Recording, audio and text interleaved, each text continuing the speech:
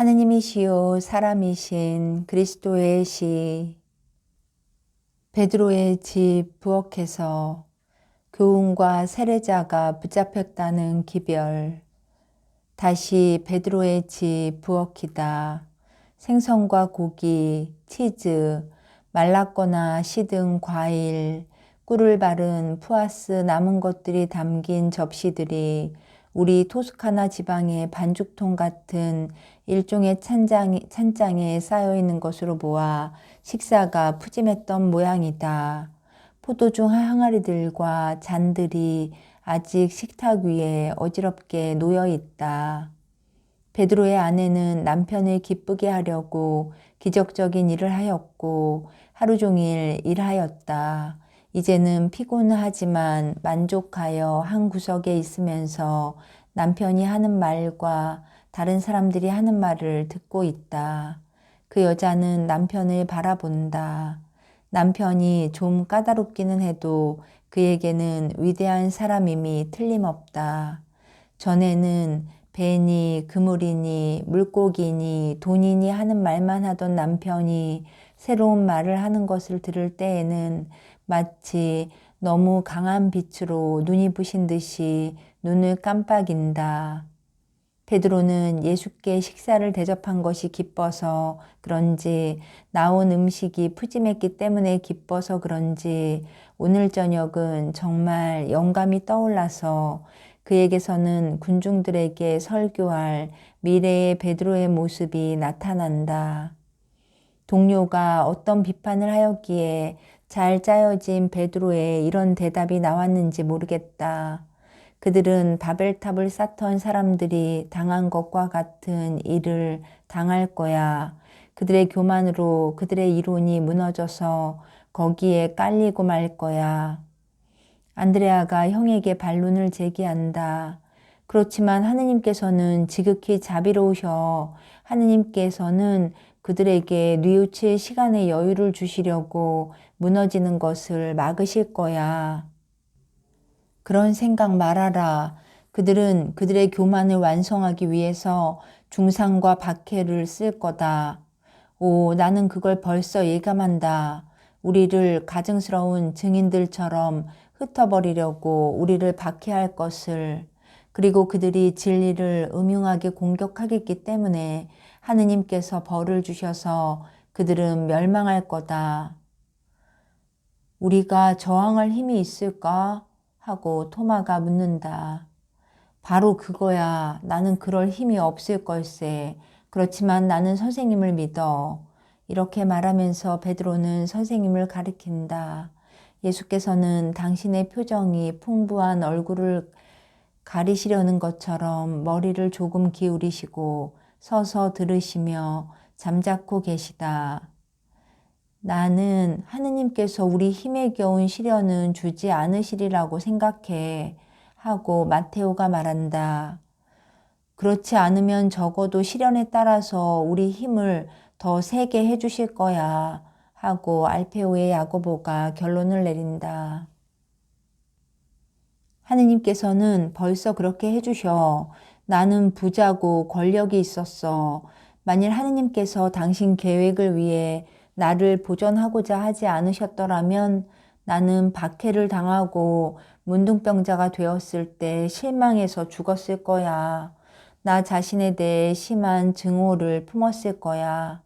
그런데 그러지를 않고 내 전적인 몰락 위에 전에는 도무지 가져본 적이 없는 새 보물이 내려왔어. 하느님이 계시다는 확신이라는 보물이었지. 전에는 하느님이 그래, 나는 믿는 사람이었고 충실한 이스라엘 사람이었지. 하지만 그건 형식주의적인 믿음이었어. 그래서 하느님의 상이 항상 내 덕행에 미치지 못하는 것 같이 생각되었었어.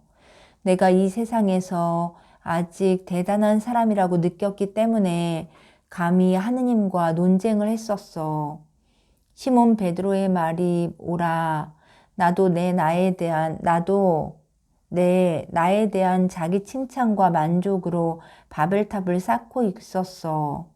모든 것이 내 위로 무너져 내리고 저 모든 쓸데없는 인간적인 것에 무게에 짓눌린 벌레같이 되었을 때에야 나는 하느님과 논쟁을 하지 않고 나 자신과 분별 없는 나 자신과 논쟁하게 되었고 마침내 나 자신을 부수고 말았어. 그리고 지상에 사는 우리 존재 위에 내재하시는 하느님이라고 생각되는 그 길을 걸으면서 그렇게 하면 할수록 새로운 힘과 새로운 재물에 도달하게 되었네. 내가 혼자가 아니라 인간과 악에게 쓰러진 사람을 하느님이 지켜주신다는 확신 말일세. 자네 생각에는 하느님이 어떤 분이라고 생각하나? 자네가 지상에 사는 우리 존재 위에 내재하시는 하느님이라 말한 그분 말이야. 그게 무슨 뜻인가? 나는 이해하지 못하겠고 그것은 이단인 것 같이 생각되네. 하느님은 우리가 율법과 예언자들을 통해서 아는 분이야. 다른 하느님은 안 계셔. 하고 가리옷의 유다가 좀 엄하게 말한다. 요한이 여기 있었으면 나보다 더 낫게 말할 걸세. 그러나 나는 내가 아는 대로 말하는 걸세. 하느님은 우리가 율법과 예언자들을 통해서 아는 분이지. 그건 사실이야. 그러나 무엇을 가지고 우리가 하느님을 아는가? 어떻게? 알페오의 유다가 펄쩍 뛴다. 우리는 별로 알지도 못하고 제대로 알지도 못해. 하느님이 어떤 분이라고 우리에게 묘사한 예언자들은 그래도 그분을 알고 있었지. 그렇지만 우리는 하느님에 대해서 분파들이 거듭거듭 포개놓은 설명의 혼잡한 무더기를 통해서 약하게 새어나오는 희미한 개념을 가지고 있네. 분파라니? 아니, 자네는 어떻게 말하는 거야? 우리는 분파는 없어. 우리는 율법의 아들들이야, 모두. 가리오 사람은 분개하여 공격적으로 말한다. 법률들의 아들이지 율법의 아들은 아니야. 율법과 법률 사이에는 약간의 차이가 있네. 그러나 사실에 있어서는 이렇네. 우리는 우리가 만들어낸 것의 아들들이지 하느님께서 우리에게 주신 것의 아들들은 아니란 말일세. 하고 타데오가 대꾸한다. 법률들은 율법에서 나왔어. 하고 가룟 사람이 말한다. 병들은 우리 몸에서 생겨나네. 그렇지만 자네는 병들이 좋은 것이라고 말하는 것은 아니겠지? 하고 타데오가 대꾸한다. 그렇지만 열성당원 시몬이 말하는 내재하시는 하느님이 어떤 분이신지 내게 알게 해주게. 알페오의 유다의 지적에 대꾸할 수가 없는 가리오 사람은 문제를 출발점으로 도로 가지고 가려고 해본다. 열성당원 시몬이 말한다. 우리 감각 능력에는 어떤 개념을 파악하기 위해서는 언제나 어떤 용어가 필요하네. 우리 각자는 내가 말하는 것은 믿는 우리 말일세. 우리 각자는 신앙의 힘으로 지극히 높으신 주님이시고 조물주이신 하늘에 계신 영원하신 하느님을 믿네. 그러나 인간에게는 누구에게나 이 꾸밈 없고 더럽혀지지 않고 형체가 없어서 천사들에게나 알맞고 충분한 이 믿음 이상의 것이 필요하네. 천사들은 하느님과 더불어 신령한 성질을 나누어 가지고 있고 하느님을 보는 능력을 가지고 있어서 하느님을 영적으로 보고 사랑하네. 하지만 우리는 하느님의 모습을 만들어 가질 필요가 있어. 이 모습은 우리가 하느님의 절대적인 완전의 이름을 붙이기 위해서 하느님께 드리는 본질적인 특성들로 되어 있네. 영혼이 집중되면 집중될수록 하느님을 아는 데에서 정확성을 더 가지게 되네. 내재하시는 하느님이라는 말로 뜻하는 것이 이걸세. 나는 철학자가 아니야. 내 용어가 어쩌면 잘못 적용되었는지도 모르겠네. 그러나 요컨대 내게 있어서 내재하시는 하느님은 하느님에 대한 느낌, 우리 정신으로 하느님을 지각하는 것이고 그분을 추상적인 관념으로 느끼고 지각하는 것이 아니라 우리에게 새로운 힘과 새로운 평화를 주시는 실제적인 현존으로 느끼고 지각하는 것일세. 좋아, 자네는 어떻게 하느님께 대한 느낌을 가지나? 믿음으로 느끼는 것과 내재로 느끼는 것 사이에 어떤 차이가 있나? 하고 가룟 사람이 약간 빈정거리는 투로 묻는다. 하느님은 완전이시네, 이 젊은이야. 하고 베드로가 말한다. 내가 글자 그대로는 못 알아듣지만 그 정신은 이해하는 그 용어를 써가면서, 그리고 우리의 불행은 하느님의 말씀의 글자 뜻을 알아들으면서 그 정신은 이해하지 못하는 것이라는 걸 잘 생각해 보게. 시몬이 말하는 것 같이 자네가 하느님께 대한 느낌을 가진다는 것은 하느님의 무시무시한 위엄에 대한 개념을 가지게 될 뿐 아니라 하느님의 지극히 다정스러우신 아버지다운 감정에 대한 개념도 가지게 된다는 말일세. 그것은 온 세상이 자네를 옳지 않게 판단하고 단죄하더라도 자네는 자네에게는 아버지가 되시는 오직 한 분뿐이신 영원하신 그분은 자네를 심판하지 않으시고 오히려 자네 죄를 사해 주시고 자네를 위로해 주신다는 느낌을 가진다는 말일세. 그것은 모든 세상 사람이 자네를 미워하더라도 자네는 온 세상보다도 더 큰 사랑이 자네 위에 있음을 깨닫는다는 느낌을 가진다는 뜻일세. 그것은 자네가 옥에 갇혀 있거나 사막에 외따로 격리되어 있어도 어떤 분이 자네에게 내 아버지와 같이 되도록 거룩하여라 하고 말한다는 것을 자네가 항상 느낀다는 말일세. 그것은 우리가 마침내 있는 그대로 지각하기에 이르는 하느님 아버지께 대한 참된 사랑으로 인간적으로 따지지 않고 받아들이고 노력하고 취하거나 버리거나 하면서 사랑으로 사랑에 보답하고 자기의 행동으로 할 수 있는 대로 하느님을 모방한다는 말일세. 자넨 참 교만하구먼. 하느님을 모방하다니. 이것은 자네에게 허락되지 않아. 하고 가룟 사람이 판단을 내린다. 이것은 교만이 아니야. 사랑은 우리를 순종으로 이끌어가네. 하느님을 모방하는 것이 내 생각에는 하나의 순종의 형태 같아. 하느님께서는 당신 모습과 비슷하게 우리를 만드셨다고 말씀하시니까 말이야. 하고 베드로가 대꾸한다. 하느님이 우리를 만드셨어. 그렇지만 우리는 더 높이 올라가서는 안 돼. 아니, 이 사람아, 만일 자네가 그렇게 생각한다면 자네는 불행한 사람일세. 자네는 우리가 타락했다는 것과 하느님은 우리를 우리의 이런 지위로 도로 데려가시고자 하신다는 것을 잊고 있구먼. 예수께서 말씀을 하신다. 베드로와 유다와 너희 모두들 그보다도 훨씬 더하다. 아담의 완전은 그를 그의 창조주와 점점 더 비슷한 모습이 되게 하였을 사랑의 덕택으로 더 커질 수가 있었다.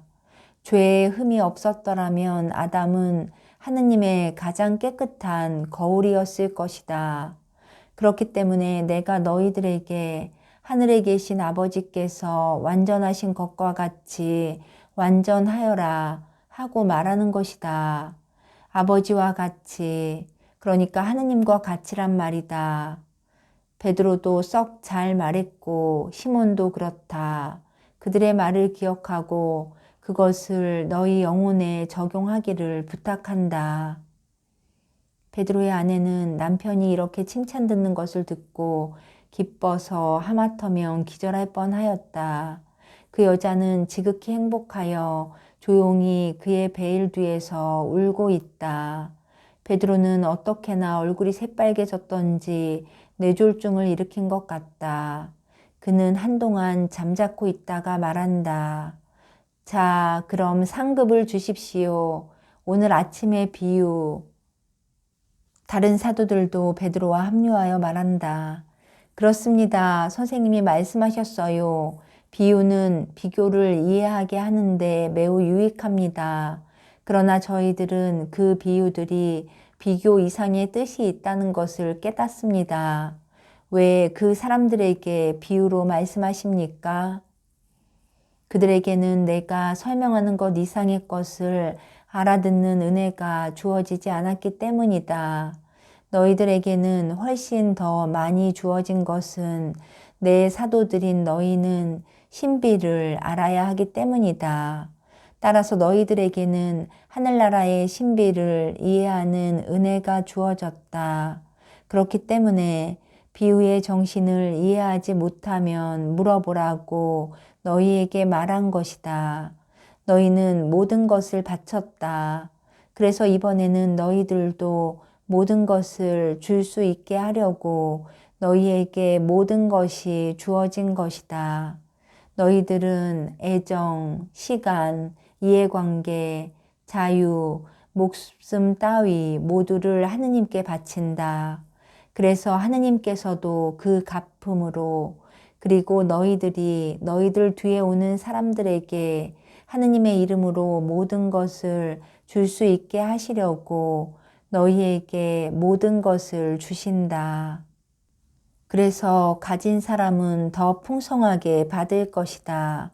그러나 일부분만 주었거나 도무지 주지 않았거나 한 사람은 그가 가진 것까지 빼앗길 것이다.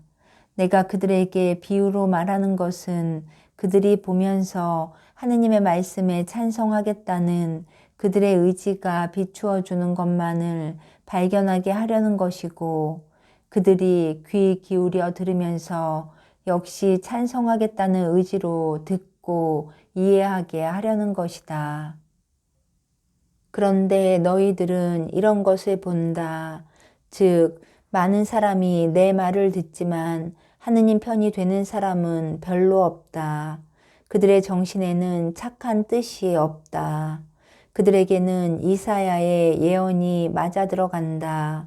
너희들이 귀를 기울이겠지만 보지 못할 것이고 눈을 뜨고 바라보겠지만 보지 못할 것이다. 그것은 이 백성의 마음이 무관심하고 귀가 먹었고 눈이 감겨 있어서 보지도 못하고 듣지도 못하고 마음으로 듣지도 못하고 내가 그들을 고쳐주도록 회개도 하지 못하기 때문이다. 그러나 너희들은 너희들의 보는 눈과 너희들의 듣는 귀와 너희들의 착한 뜻 때문에 지극히 행복하다. 너희들에게 분명히 말한다마는 많은 예언자와 많은 의인이 너희가 보는 것을 보기를 갈망했지만 보지 못했고 너희가 듣는 것을 듣기를 갈망했지만 듣지 못했다. 그들은 말씀의 신비를 이해하려고 갈망하며 애태웠지만 예언의 빛이 꺼지고 난 후에는 말들이 죽은 숯불과 같은 상태로 있었다. 그 말을 한 성인의 경우에도 그러했다. 다만 하느님만이 당신 자신을 드러내신다. 하느님의 빛이 신비를 비추는 그 목적을 달성하고 나서 물러가면 이해할 수 없게 하는 무능이 마치 미이라를 감은 붕대와 같이 받은 말씀의 훌륭한 진리를 꽉 둘러싼다. 그렇기 때문에 오늘 아침 내게 이런 말을 한 것이다.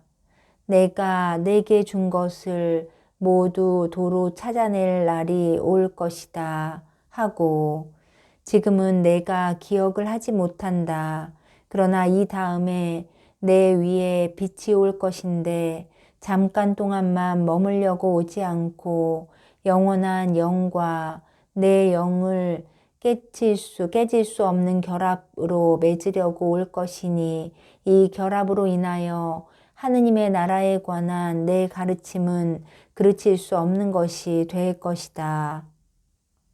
그리고 내게 대해서 그렇게 될 것과 같이 내 후계자들에 대해서도 그들이 하느님을 유일한 빵으로 삼아 살아가면 그렇게 될 것이다. 이제는 비유의 정신을 들어라. 우리에게는 4가지 밭이 있다. 기름진 밭, 가시나무가 어지럽게 자라는 밭, 돌이 많은 밭, 그리고 길이 여러 갈래로 나 있는 밭이 있고 또 우리에게는 또 4가지 종류의 정신이 있다. 그들의 노력과 사도의 훌륭한 일도 준비가 된 성실한 사람들, 착한 뜻을 가진 사람들이 있다. 사도라고 하는 것은 참다운 사도를 말하는 것이다. 개중에는 사도라는 이름만 가지고 있을 뿐이고 정신은 가지고 있지 않은 사도들도 있기 때문이다. 이번 사도들은 형성 중에 있는 정신에 대해서 새와 가시나무와 조약돌 자체들보다도 더 큰 손해를 입힌다. 그들의 비타협성, 그들의 서두름, 그들의 비난, 그들의 위협으로 하도 길을 헛갈리게 해서 사람들로 하여금 영원히 하느님에게서 멀어지게 한다. 이와는 정반대로 부적당한 친절로 끊임없이 물을 주어 너무 무른 땅에서 씨를 썩게 하는 사람들도 있다. 그들이 씩씩하지 못한 탓으로 그들이 돌보는 영혼들을 나약하게 만든다. 그러나 우리는 진짜 사도들, 즉 하느님의 참다운 거울인 사도들만 검토하기로 하자. 그들은 그들의 주님과 같이 온정이 넘치고 자비롭고 참을성 있으면서 동시에 강하다. 그래서 이들 사도와 그들 자신의 의지로 준비된 사람들은 돌과 가시나무가 없고 계밀과 가라지가 없는 기름진 밭과 비교할 수가 있다. 그들 안에서는 하느님의 말씀과 다른 어떤 말씀도 잘 자란다. 씨 하나에서 곡식포기 하나가 나오고 거기에서 이삭들이 나와 여기서는 100%, 저기에서는 60%, 또 저기에서는 30%를 낸다. 나를 따르는 사람들 중에 그런 사람이 있느냐? 물론 있다. 그리고 그들은 성인이 될 것이다. 그들 가운데에는 모든 계급에 속한 사람과 모든 나라 사람이 다 있다. 그 중에는 이방인들도 있을 것이지만 그들은 그들의 착한 뜻으로, 다만 그들의 착한 뜻으로 또는 그 착한 뜻과 그들을 내게 준비시켜주는 어떤 사도나 어떤 제자의 착한 뜻으로 100%를 낼 것이다. 가시덤불이 덮인 밭들은 태만으로 인해서 좋은 씨를 덮쳐 눌러 죽이는 개인적인 이해관계라는 가시덤불이 얼기설기 파고들게 내버려둔 밭들이다. 자기를 항상 살펴야 한다. 오, 이제는 내가 형성되고 씨가 뿌려졌으니 영원한 생명의 씨를 낼 것이라고 안심할 수 있다는 말은 절대로 하지 말아야 한다. 스스로 경계해야 한다. 선과 악 사이의 싸움은 계속적이다. 너희들은 어떤 집안에 자리 잡는 개미떼를 본 일이 있느냐? 그놈들이 화덕에 올라온다. 그러니까 주부는 거기에 음식을 남겨두지 않고 식탁에 올려놓는다. 개미들은 공기 냄새를 맡고 식탁을 공격한다. 여인은 음식을 찬장에 놓는다. 그러니까 개미들은 열쇠구멍으로 해서 들어간다. 여인은 음식을 천장에 달아맨다. 그러니까 개미들은 벽과 작은 들보를 거쳐 먼 길을 걸어 가서 끈을 타고 내려와 먹어치운다. 여인은 개미들을 태우고 독을 쳐서 죽인다. 그리고는 그놈들을 다 죽였다고 생각하고 안심한다.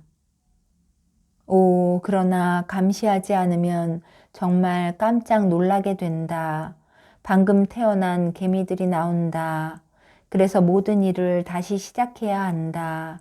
사람이 사는 동안은 늘 이렇다. 스스로 경계해서 나쁜 풀은 나오기가 무섭게 뽑아버려야 한다. 그렇지 않으면 가시나무로 천장을 만들다시피 해서 씨를 말려 죽인다.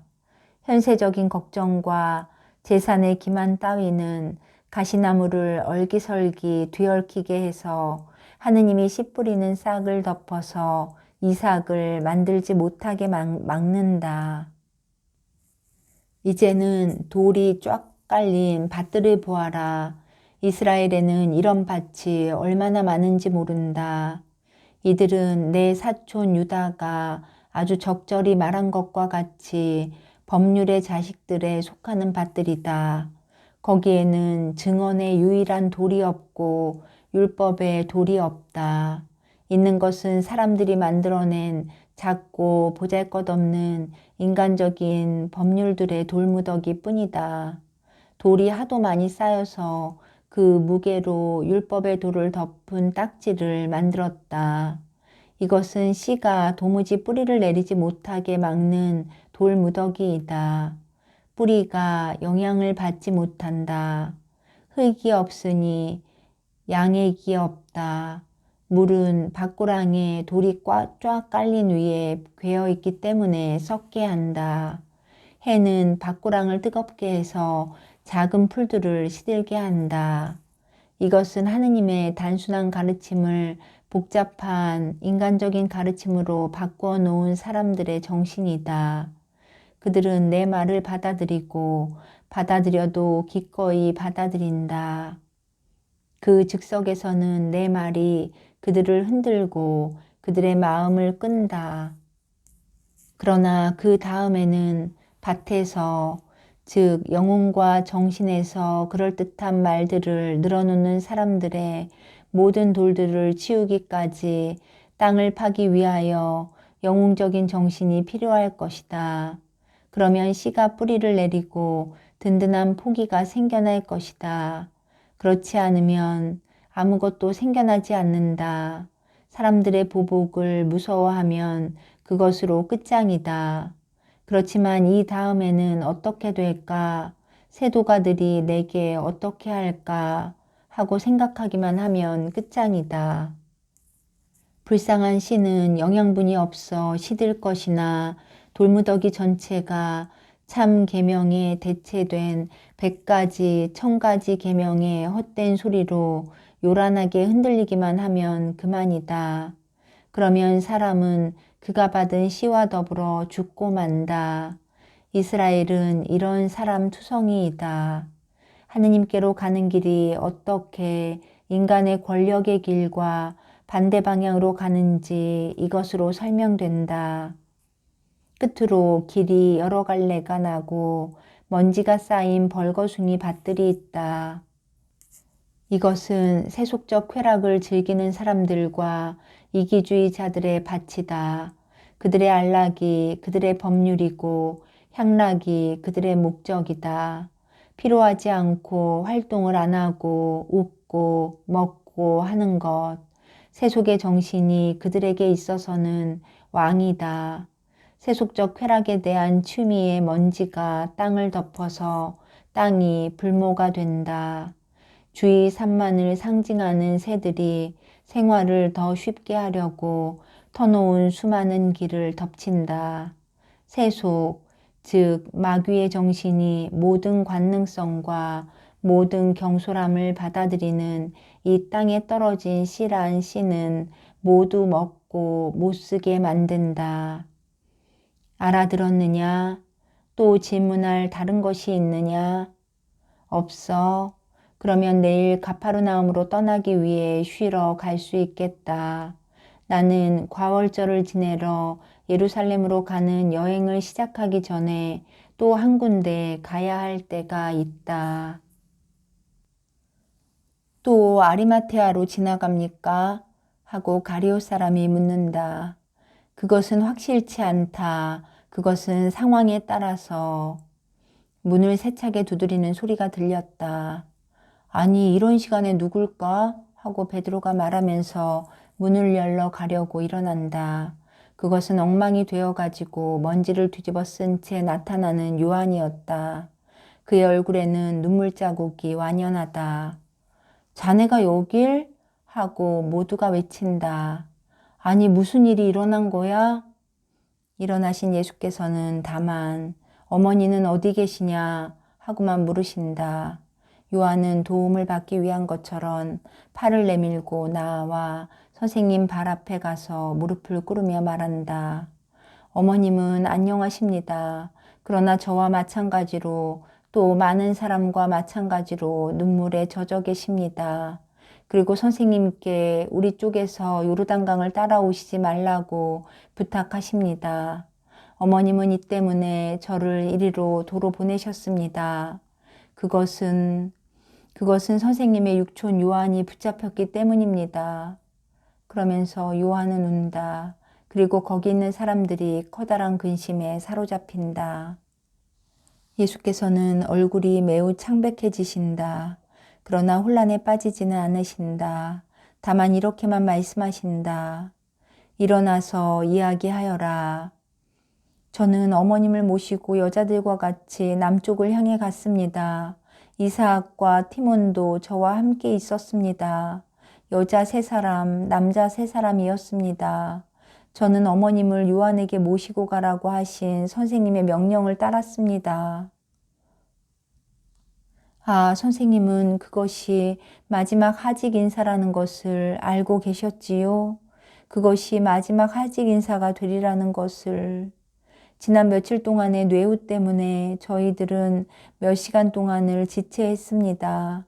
그러나 요한이 어머님을 다시는 못 뵙게 되는 데에는 그것으로 충분했습니다. 저희가 도착한 것은 정오였었는데 요한은 첫 닭이 우는 꼭두 새벽에 잡혀갔었습니다.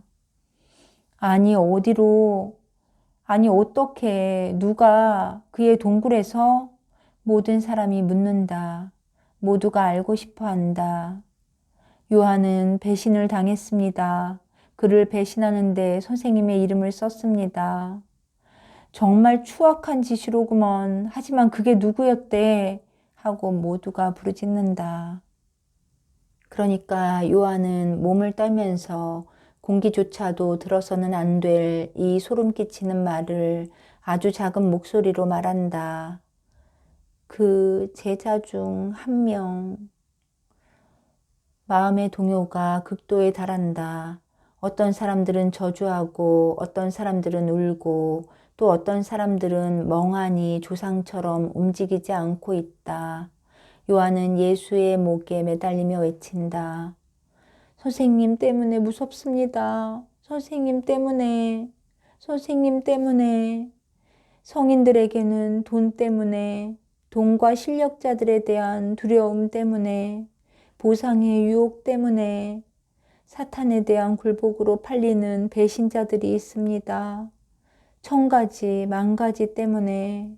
오, 예수님, 예수님, 예수님. 정말 비통합니다. 제 최초의 선생님, 저를 선생님께 주신 내 요한. 침착하여라. 지금 당장은 내게 아무 일도 없을 것이다. 그렇지만 그 후에는요? 그렇지만 그 후에는요? 저는 저 자신을 보고 이 사람들을 봅니다. 저는 모두가 겁이 납니다. 저 자신도요. 저희들 가운데 선생님의 배반자가 있을 것입니다. 아니, 자네 미쳤나? 그러면 우리가 그 자를 갈기갈기 찢어놓지 않으리라고 생각하나? 하고 베드로가 외친다. 그리고 가리오 사람은 이렇게 말한다. 아이고, 정말 미쳤구먼. 나는 절대로 배신하지 않을 거야. 그렇지만 내가 배신할 정도로 약해진 것을 깨달으면 스스로 목숨을 끊을 거야. 그렇게 하느님을 죽이는 자가 되는 것보다 나아. 그게 하느님을 죽이는 자가 되는 것보다 나아. 예수께서는 요한의 포옹에서 빠져나오셔서 가리오 사람을 마구 흔들면서 말씀하신다. 하느님을 모독하는 말을 하지 말아라.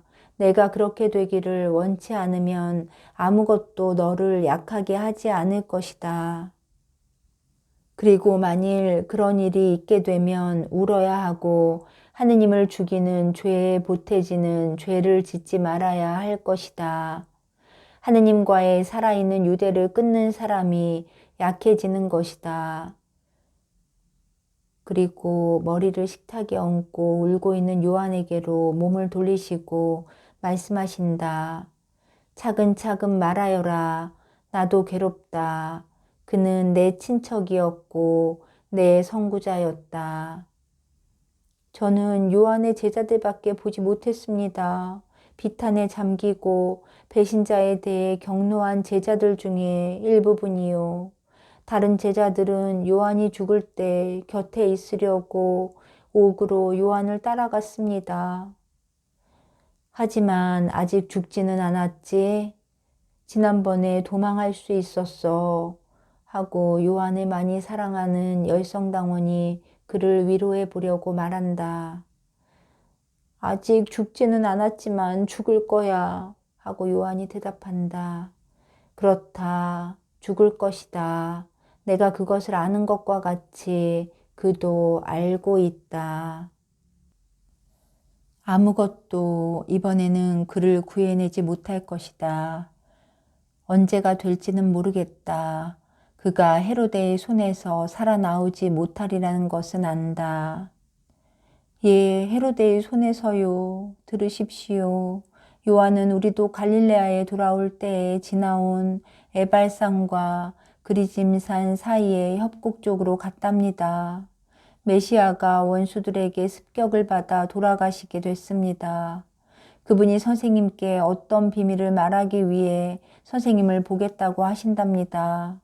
하고 배신자가 말했기 때문이었답니다. 그래서 배신자와 다른 제자 몇 사람이 같이 떠났답니다. 골짜기 어두운 곳에 헤로데의 군사가 있다가 요한을 붙잡았답니다. 다른 제자들은 도망쳐서 햇논 근처에 남아있던 제자들에게 소식을 전했답니다. 어머님을 모시고 제자들이 있는 곳에 갔을 때는 방금 그들이 도착한 길이었답니다. 그리고 소름 끼치는 일은 배반자가 우리 지방 사람이었다는 것입니다. 그리고 이 음모를 주도한 사람들이 가파르나움의 바리사이파 사람들이라는 것입니다. 그들은 요한을 찾아가서 선생님이 그들 집에 손님으로 가셨었고 거기서 유다로 떠나셨다고 말했답니다. 선생님이 아닌 다른 사람 때문이라면 요한이 피신처에서 나오지 않았을 것입니다. 요한의 이야기에 죽음과 같은 침묵이 뒤따른다. 예수께서는 그 이상 견딜 수 없게 되신 것 같다. 매우 검푸른 눈에는 눈물이 글썽한 것 같다. 예수께서는 머리를 기울이시고 아직 한 손을 요한의 어깨에 얹으신 채 거기 서 계신데 손이 약간 떨려서 흔들린다. 아무도 감히 말을 하지 못한다. 예수께서 침묵을 깨뜨리신다. 우리는 다른 길로 해서 유다로 간다. 그러나 내일 나는 할 수 있는 대로 일찍 가파르나움에 가야 한다. 너희들은 쉬어라. 나는 올리브밭에 올라가겠다. 나는 혼자 있을 필요가 있다. 그러면서 다른 말씀은 더 하지 않고 나가신다. 분명히 울려고 가시는 거다. 하고 알페오의 야고보가 중얼거린다. 형, 우리도 따라가. 하고 유다 타데오가 말한다. 아니야, 우시게 내버려 두게. 다만 살그머니 나가서 엿들세. 나는 사방에 함정이 있지 않을까 걱정일세. 하고 열성당원이 대답한다. 그래, 가세. 우리 어부들은 호숫가로 가세. 그러면 누가 호수에서 오면 우리가 보게 될 거야. 자네들은 올리브 나무들 사이에 가 있게. 선생님은 틀림없이 호두나무 가까이 늘 계시는 곳에 계실 거야. 새벽에 할 수 있는 대로 일찍 떠나도록 배를 준비하세. 저 교활한 자들. 내가 뭘 했어. 이봐 젊은이. 그런데 어머님은 아주 안전하신가? 그럼 요한의 제자인 목자들까지도 어머니와 같이 갔어.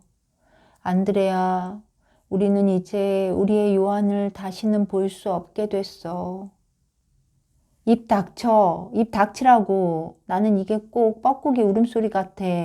한 놈이 먼저 울면 다른 놈이 또, 제발 입들 닥쳐. 자네들이 또 선생님에 대한 불행 이야기를 하면 우선 자네들 허리에 내 노의 맛을 보여줄 거야. 하고 베드로가 몹시 화가 나서 소리친다. 자네들은 하고 베드로는 이어 올리브나무 사이에 있는 사람들에게 말한다. 몽둥이들을 들고 있게 굵은 나뭇가지들을 말이야. 장작 광에 있으니까 자네들의 무기를 들고서 흩어져 있게. 예수님을 해치려고 예수님 가까이에 오는 자는 누구든지 죽여버리는 거야. 제자들, 새 제자들에 대해서는 신중해야 해. 하고 필리포가 외친다. 새 제자는 모욕을 당한다고 느끼고 말한다. 저를 의심하는 것입니까? 선생님께서 저를 택하시고 원하셨는데요. 당신 말을 하는 것이 아니라 율법학자와 바리사이파의 사람들, 또 그들을 대단히 좋아하는 사람들에 대해서 말하는 거요. 파멸은 거기서 올 거요. 틀림없소. 그들은 나와서 흩어져 어떤 사람들은 배 안으로 들어가고 어떤 사람들은 야산의 올리브나무 가운데로 간다. 그리고 모든 것이 끝난다.